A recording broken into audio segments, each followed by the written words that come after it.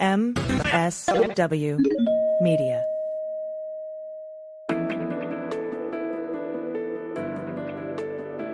Spy Talk, a podcast at the intersection of intelligence, foreign policy, national security, and military operations. Hi there, I'm Jeff Stein, and this is Spy Talk. The Washington Post's David Ignatius has long been one of our leading writers on the intersection of intelligence operations and foreign policy, not just as a columnist, but as a writer of compelling espionage fiction. Some say he's too close to the CIA, reliably channeling the views of its old boys network to his millions of devoted readers. Whatever the degree of truth to that, his network of intelligence sources developed over the decades, along with his tours as a foreign correspondent in the Middle East and elsewhere, first for the Wall Street Journal and then the Washington Post, has deeply informed his spy fiction, particularly in such highly acclaimed novels as Agents of Innocence, Body of Lies, The Director, The Quantum Spy, and a handful of others. This month, Ignatius rolled out yet another spy thriller, not for bookstores, but in the pages of the Washington Post, hearkening back, he said, to the days when newspapers regularly published the roman éclats of Charles Dickens and other novelists, stories based on thinly disguised personages and events. In this instance, Ignatius weaves a beguiling tale based on the spy wars between the CIA and China's MSS Civilian Espionage Agency. Triggered by the devastating loss of CIA spies in China, it's called the Tao of Deception. David Ignatius, welcome to Spy Talk. Why did you choose to write, and why did the Washington Post choose to publish a fictional series on the battle between the CIA and Chinese intelligence rather than a series of columns? Was it because you could accomplish something in fiction that you couldn't in journalism? And why not turn this into a novel rather than a very unusual series in the Washington Post? So the first answer is that I would like to turn it into a novel, maybe twice as long as the roughly 25,000 word four-part version, the Tao of Deception, that ran in the Post. So why did we do it in that form? And the simple answer is that my editor, David Shipley, who's new in this job, replaced the wonderful, beloved Fred Hyatt, who'd been our editor for years, came to me early on and said, "You're a columnist, you're a spy novelist. Why don't you write a spy novel for the Post?" I had never considered that. It just never occurred to me. So I said, "Yeah, okay, that's a pretty cool idea." He said, "Why don't we make it a summer serial?"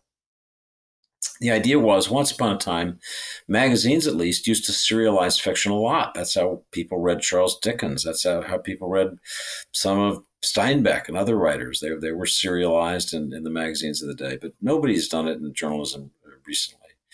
So I then thought, what's a story that I know about that could be fictionalized, could be embroidered, that has a nut of just absolutely fascinating tradecraft, mysterious, shattering consequences. And the one that's always stuck in my mind, Jeff, is the story of how the CIA's network in China got rolled up about just over a decade ago, starting in 2010 to 2012. It's something that you and I and people who follow intelligence have known about. I've written columns about it in the past, but I've never really delved into it, and I've never seen anybody else delve into it. Well, one of the reasons is because it's so hard to prove.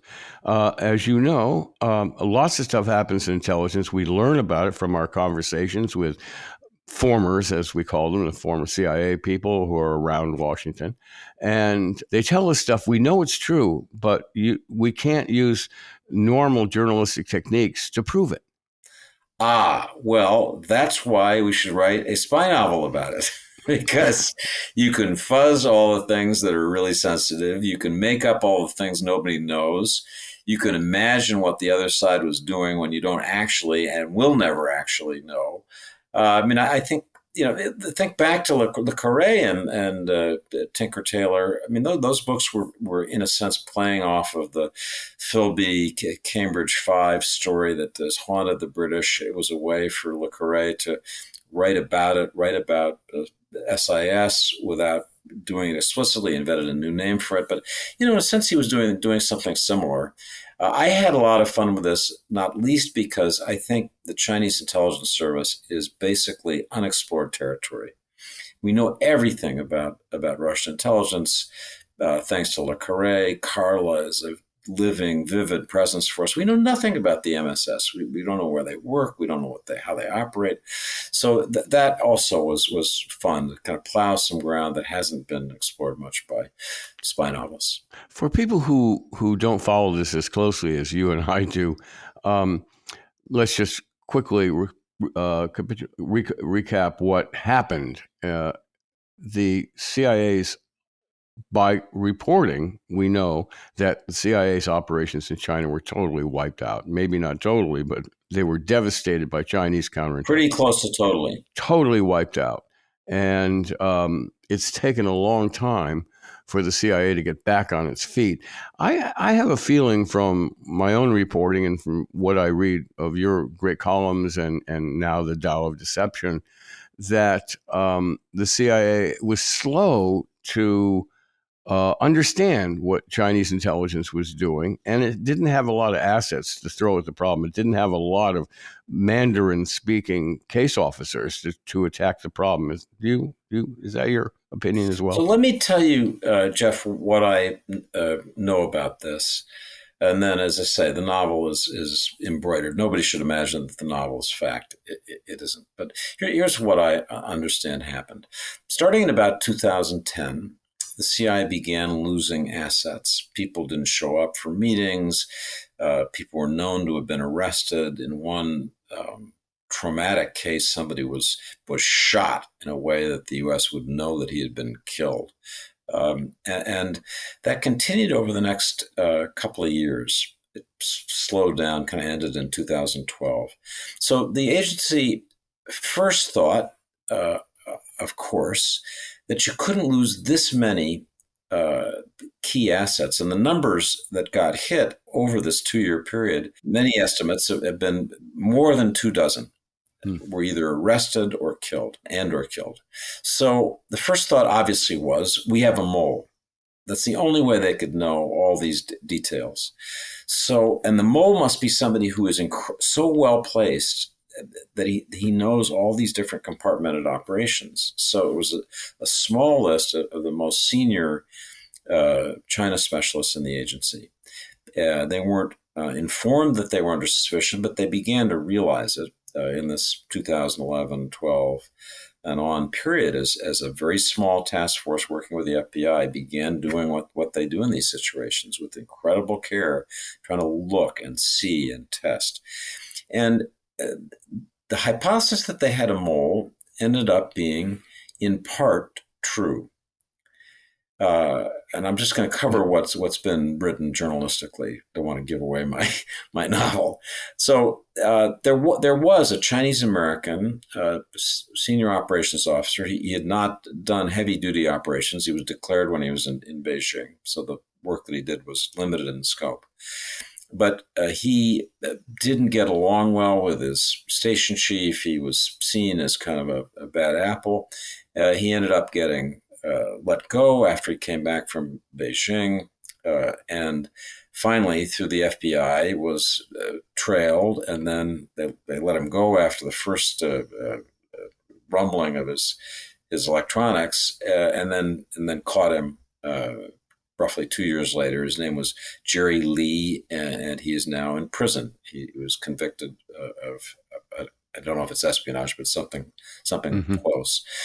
But the problem was that Jerry Lee by himself simply couldn't explain the volume of cases. The breadth of this disaster could not simply be this one figure. So the agency had to think about a deeper problem. And it's been written, and my novel explores in some detail the evident conclusion that this was in part a failure in tradecraft, that people used protocols, signatures of operations, perhaps COFCOM devices and frequencies, Covert communication covert devices. communications. Sorry, as if I know what I'm talking about. And you do.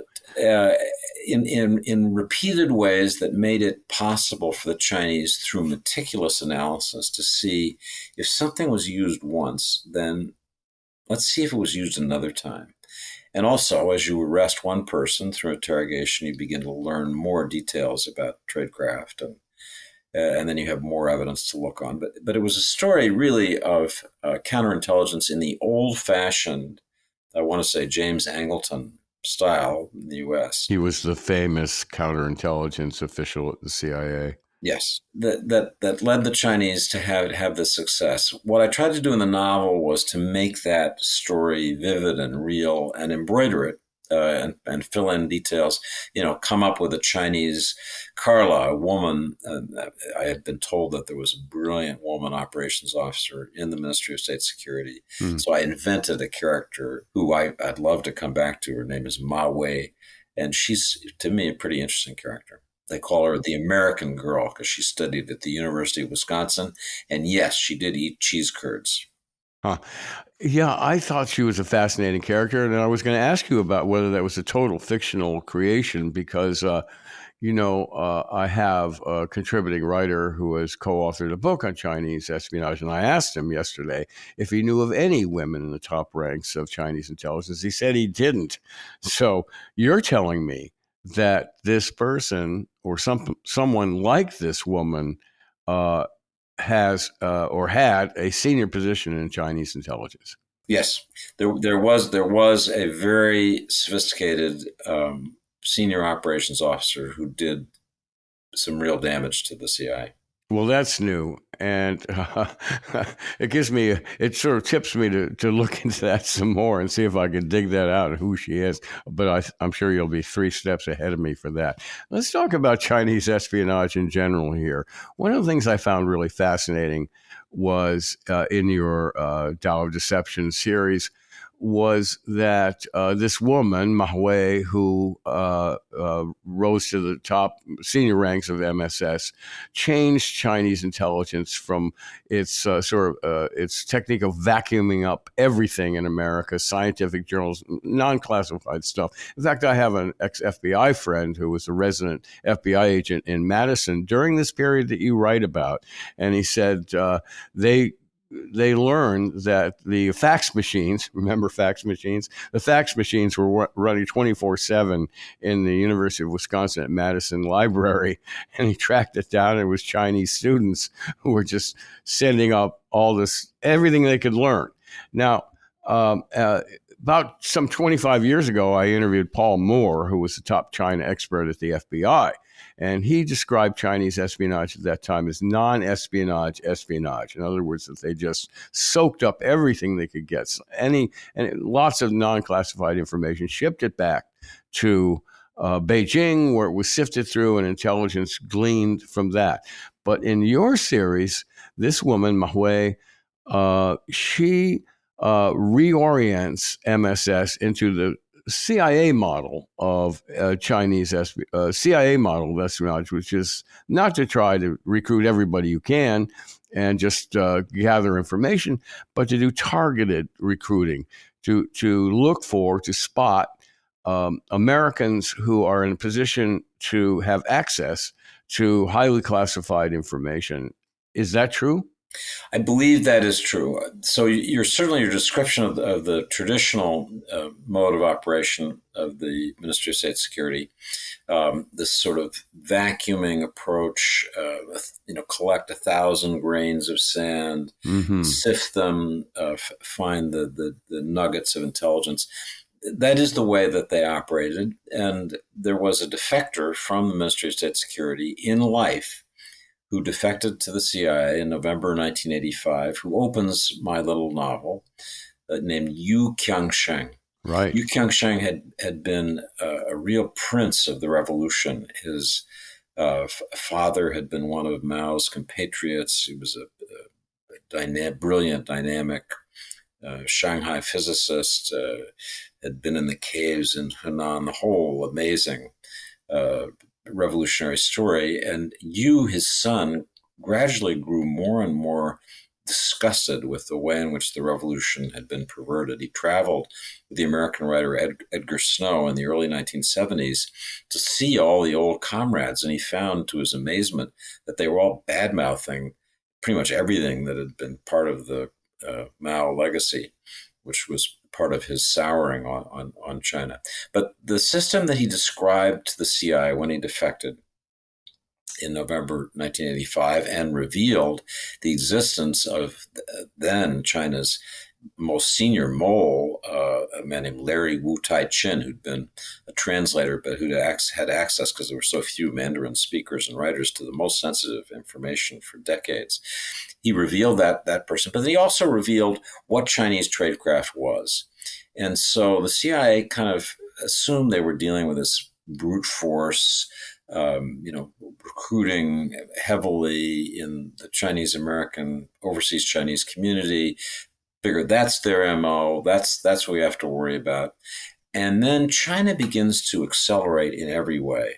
I mean, I visited China often in the late 80s, 90s, 2000s. And, the takeoff of that country was mirrored in its intelligence service. So Mao is, while a fictional character, I think illustrative of something real. The MSS got more serious about its tradecraft. Yes, they still focused on overseas Chinese. That was their principal recruiting pool, but not exclusively.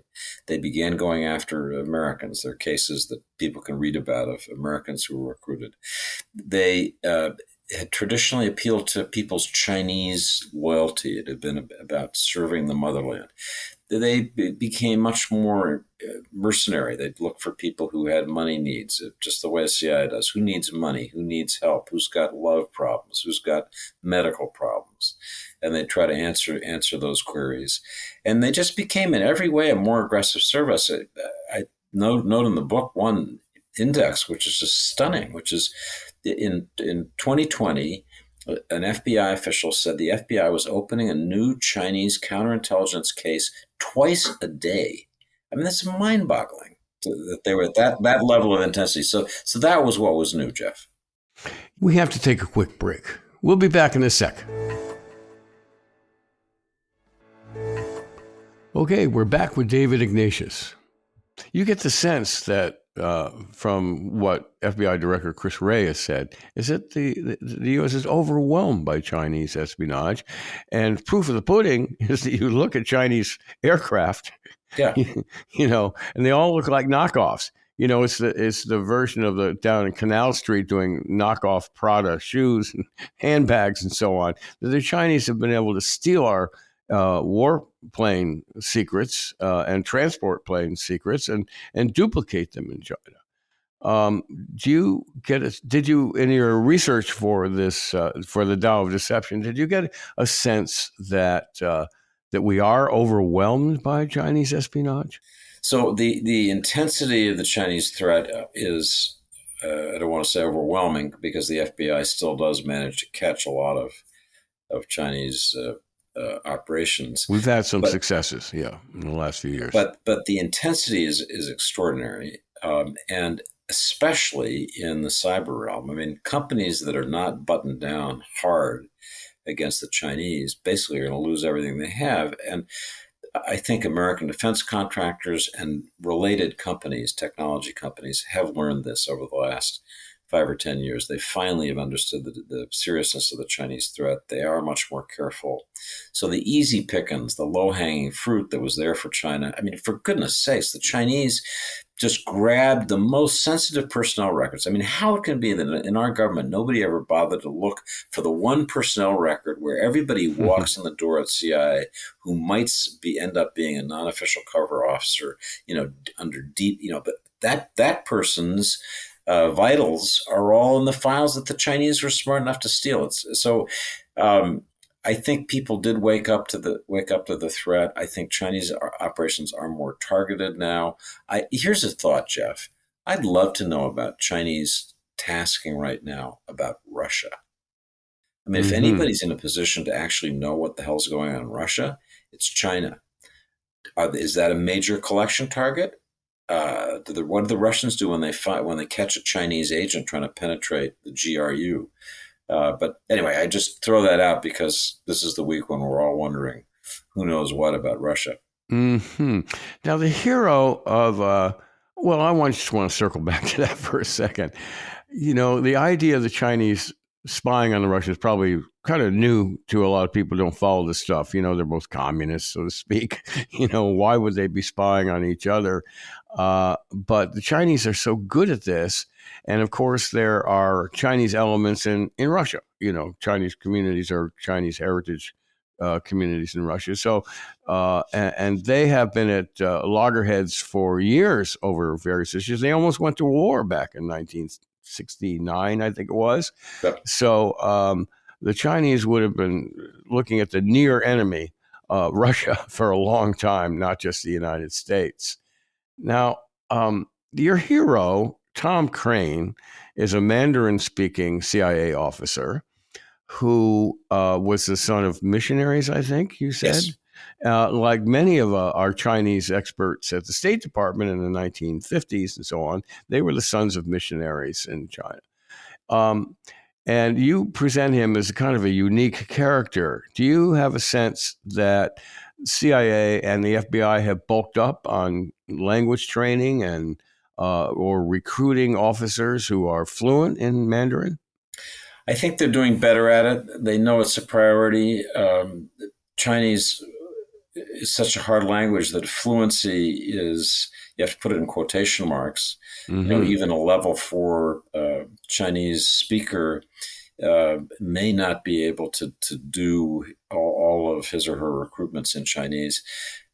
Chinese Americans, people who, like missionaries or their kids, grew up really speaking the language, have been invaluable. I've always thought for years that one reason that Mormons were so prominent in CIA was that because they went on their missionary years abroad, they really had to learn the language in a way that a language student normally does. They had to be able to deliver their whole pitch in seamless language. And that was true of people who were sent, obviously, to China once upon a time, to the extent that was. It's fair to say that it's a lot easier for the Chinese to learn English than it is for Americans, who are not good at languages anyway for cultural, historical reasons. It's a lot harder for Americans to learn Chinese. I spent a year studying Vietnamese, 47 weeks, 6 hours a day. I got to level 3. And the irony here is that every time I opened my mouth in Vietnam, I revealed myself as an intelligence officer. So it seems to me that as soon as the Chinese spot a Mandarin speaking or Cantonese speaking officer in a U.S. consulate or embassy, that this person is revealing themselves as an intelligence officer. So that's a big challenge. I think you're right. I think we must be mighty easy to spot. That puts a premium on our tradecraft, and it's one reason this roll up of American assets in China was so stunning. Because it's so hard to operate there, that is the ultimate hard target today. The techniques that we thought we had evolved to be able to operate clandestinely and handle service agents who were risking their lives on our behalf, that was shown to be wildly inadequate and to have exposed people to terrible danger. One of the things that I note in the book, and I believe it was true, was in this period of 2010 to 2012, as the networks were collapsing, there was a desperate attempt to exfiltrate, to help escape those assets who'd not yet been caught. And I'm told that I don't know that in any case it was successful. I know that in a number of cases it was not successful. That must have been excruciating for the people who were involved. For sure. I've been told that pervasive corruption has resulted in a windfall for Western intelligence. Is that BS? Do you think that the CIA and FBI sources are telling us that that we've harvested high-level Chinese officials because they're afraid of being jailed for corruption, or they're disgusted by corruption? They've fallen into the arms of the CIA, so to speak. Do you think that's true? I think that the corruption that was rampant in China was an extremely valuable operational tool for the CIA. In a previous novel called The Quantum Spy, one of the plot engines is in fact the notebook that a Chinese scientist involved in their quantum computing research brings with him on a trip to Singapore, which the CIA, in a very cleverly organized operation, takes from him and uses essentially to blackmail him with what's called the Discipline Inspection Commission. When she took power in 2012, he decided we can either go the way of Russia and let corruption run wild and basically wreck any hopes of disciplined management through the Communist Party, or we can crack down. So she cracked down. I mean, people don't realize he purged a whole generation of the party, and he did it through this Discipline Inspection Commission. Mm-hmm. So for the agency, knowing who was corrupt, and that meant pretty much everybody, was a very useful tool. And I think it's part of how they reconstructed their networks after the takedown in 2012. There were two in that period, 2012 onward, two MSS deputy vice ministers were in fact fired and under circumstances that suggested that they were caught in scandals. But so there's that was a key opening. And I find it fascinating that she understood just how dangerous corruption was. I'm sure corruption continues. She himself had said, had his own bag lady. They all did. I mean, just everybody was shipping money out, buying real estate in Vancouver. There wasn't anybody who didn't have some money out, some family members with passports, kids at Harvard, I mean, I think Xi Jinping's own daughter was at Harvard, if I'm not mistaken. Mm-hmm. But that was all organized. The crackdown was organized by a man named Wang Qishan, who figured as a character in this earlier novel, Quantum Spy, who was really the closest person to Xi Jinping, deserves a biography all of his own, because one of the things he did, amazingly enough, Jeff, was to organize systematic leaks of information about corrupt officials to the news media. There were Chinese investigative journals at Caixin. I used to work with the editor of Caixin. She knew everything. She had all these people in the party who were blabbing to her because they wanted to nail so-and-so. So, that is real and is a little part of the book. What do we know about the guy who runs Chinese intelligence? The current head of the Ministry of State Security, I know almost nothing about it, Mike, because I've been looking at a different period, my invented characters. The Ministry of State Security historically was very much subordinate to the PLA. It was the PLA that did the lion's share of the work, that did military intelligence. PLA, military intelligence, the second branch, third branch, did primarily cyber operations, but other technical operations. And the Chinese were just so good at them. And they kind of went, meh. I mean, back in the old days, the truth is the MSS wasn't producing very much. The harvest of secrets for the Chinese that let them build airplanes and jet engine turbines and all that was being stolen. They were just literally taking the plans out of people's computer systems. It wasn't the MSS.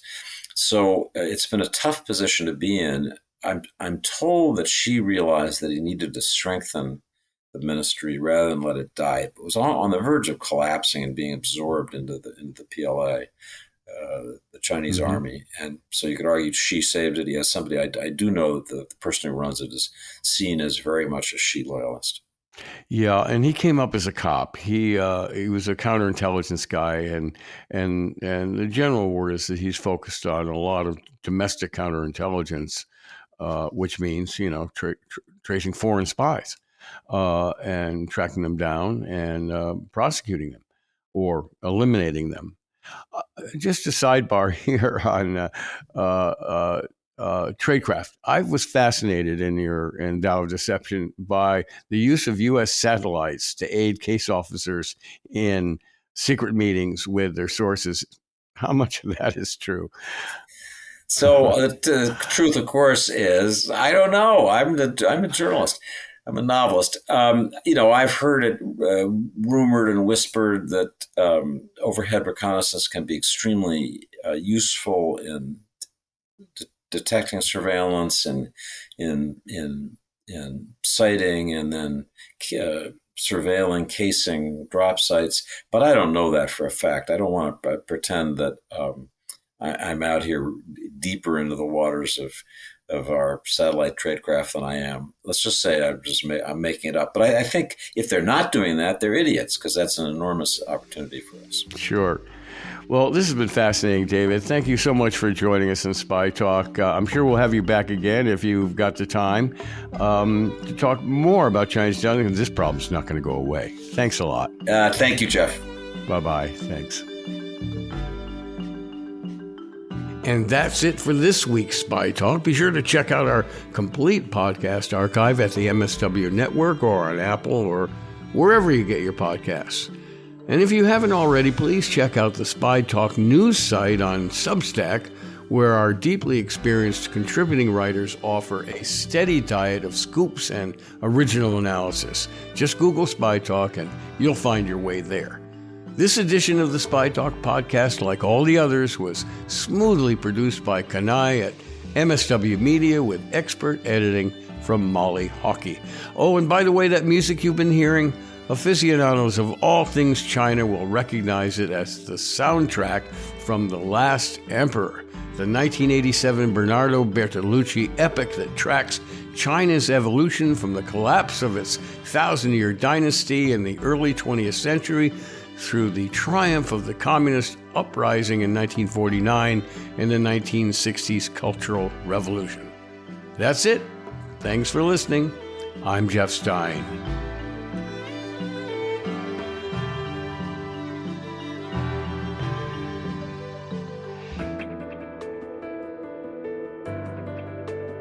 For more original reporting and insights like this, subscribe to spytalk.co on Substack and follow us on Twitter at @talk_spy. If you enjoyed our podcast, subscribe and leave a review on Apple Podcasts, Spotify, or wherever you get your podcasts.